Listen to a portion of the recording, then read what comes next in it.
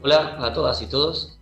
En el marco del ciclo Bienestar en Movimiento, organizado por el Programa de Bienestar en Salud, tenemos el gusto de conversar con Manuela García Romero, coordinadora nacional del Programa de Atención Integral al Médico Enfermo, PAIME, de la Organización Médica Colegial de España, y la Fundación de Protección Social.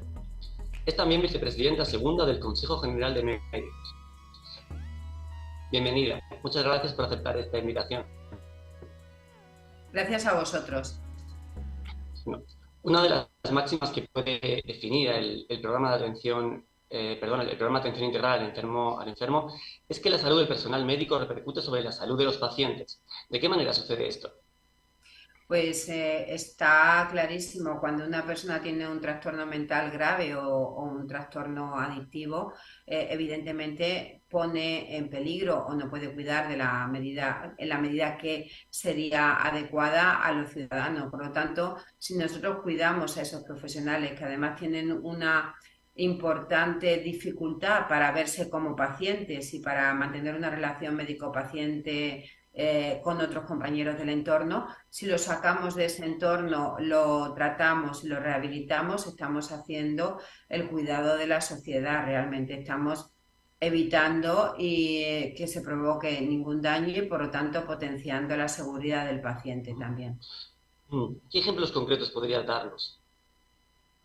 Bueno, pues a nivel, por ejemplo, Eso es. si tú tienes un paciente con un trastorno mental grave, vamos a suponer un cuadro psicótico, una esquizofrenia que empieza a actuar dentro de su campo, evidentemente este compañero o compañera no está en condiciones de atender a pacientes. Es un momento en el que tampoco es muy consciente de lo que le está pasando. Entonces, por deber deontológico, porque realmente el médico no puede cuidar a los pacientes si no se encuentra en las condiciones óptimas, o él, si no es, o sus compañeros, si él no se da cuenta, es decir, si él no es consciente de esta situación, el deber recae en sus compañeros de alrededor, deberían de considerar que la situación de llevarlo al programa de atención integral al médico enfermo. Evidentemente, esa persona sería atendida de una manera inmediata y además sería retirado del trabajo, pero con el fin de volver a reincorporarlo. Es decir, el programa tiene una situación de reinserción, ¿no? Los médicos somos muy caros para el país y realmente necesitamos volverlos en las mejores condiciones. ¿Cuáles son las dificultades que tiene un médico para percibirse como paciente? O sea, ¿existen Bueno, barreras de peso cultural? ¿De dónde surgen estas dificultades?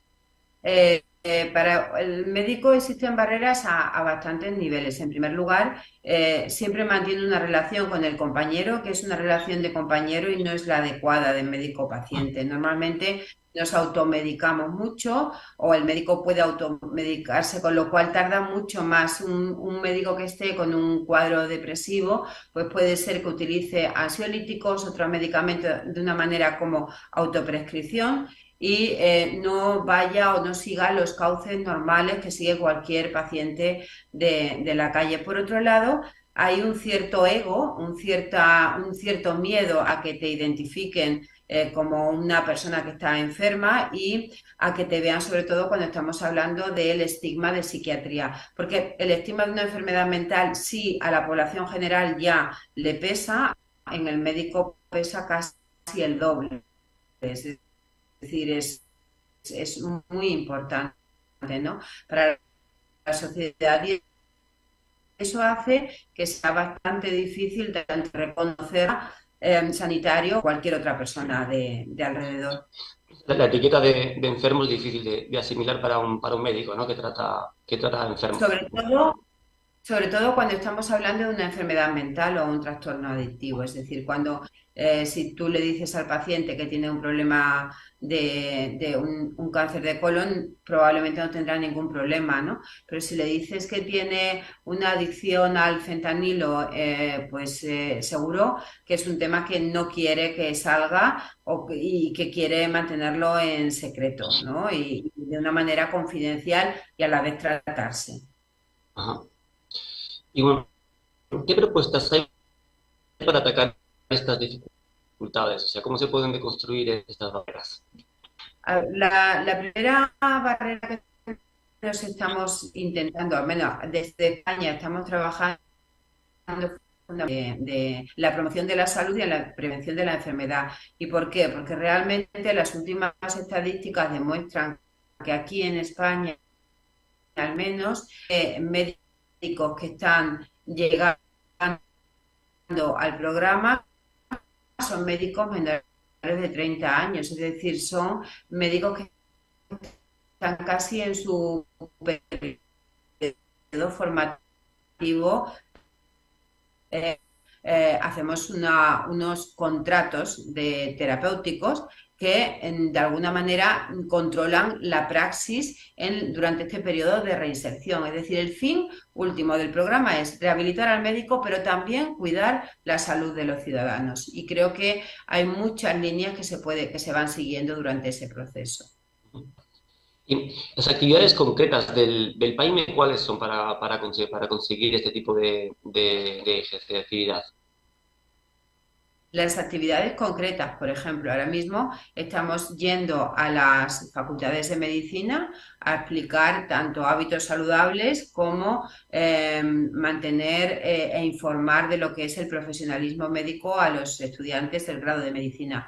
Pero también estamos yendo o estamos realizando una serie de talleres en los médicos residentes, es decir, los que están en formación, para que conozcan el programa y se acerquen, y también estamos trabajando sobre los tutores de los residentes, que son los que más fácilmente sean capaces de visualizar que esta persona que está empezando tiene algún problema, ¿no? Es decir, creemos que sobre todo estamos trabajando en lo que es la potenciación de la prevención de la enfermedad mental. Y bueno, finalmente, ¿cuáles son las metas que definen el trabajo del PAIME? O sea, ¿cuándo se daría por satisfecho de alguna manera, o qué metas hay a largo o mediano plazo en el proyecto? Bueno, nuestra meta es estar en cuanto un profesional lo requiera. Entonces, en estos momentos, los profesionales sanitarios en España, pero fundamentalmente, bueno, los profesionales médicos, que son a los que yo represento, están en una situación, pues, de sobrecarga asistencial, de sobrecarga física y psíquica muy importante. El burnout está aproximadamente con unos índices del 60% y son índices muy elevados. Yo creo que si pudiéramos ayudar en estos momentos también a los compañeros dándole herramientas para que sepan afrontar la incertidumbre, los dilemas éticos a los que la pandemia nos ha visto sometidos, y ser capaces de facilitar la salida y disminuir el número de profesionales quemados que tenemos en el momento actual, que no solo va a depender de nosotros, porque eso depende también del sistema sanitario, con lo cual es una interrelación, ¿no? Finalmente, el PAIME lo que es un programa para nosotros de salud pública. Lo que está haciendo es un programa de salud pública, y pensamos que como tal debe ser reconocido. Por lo tanto, nuestro objetivo último sería el reconocimiento del programa por parte del Ministerio de Sanidad y por parte de la estrategia de salud mental que se ha puesto en marcha. Bueno, pues muchísimas gracias, Manuela. Te deseamos muchísimos éxitos en esta iniciativa. Y bueno, les esperamos en una próxima entrega de Bienestar en Movimiento, donde tendremos más entrevistas con referentes vinculados al cuidado de la salud de los profesionales. Muchas gracias, Manuela. Gracias a vosotros por la invitación.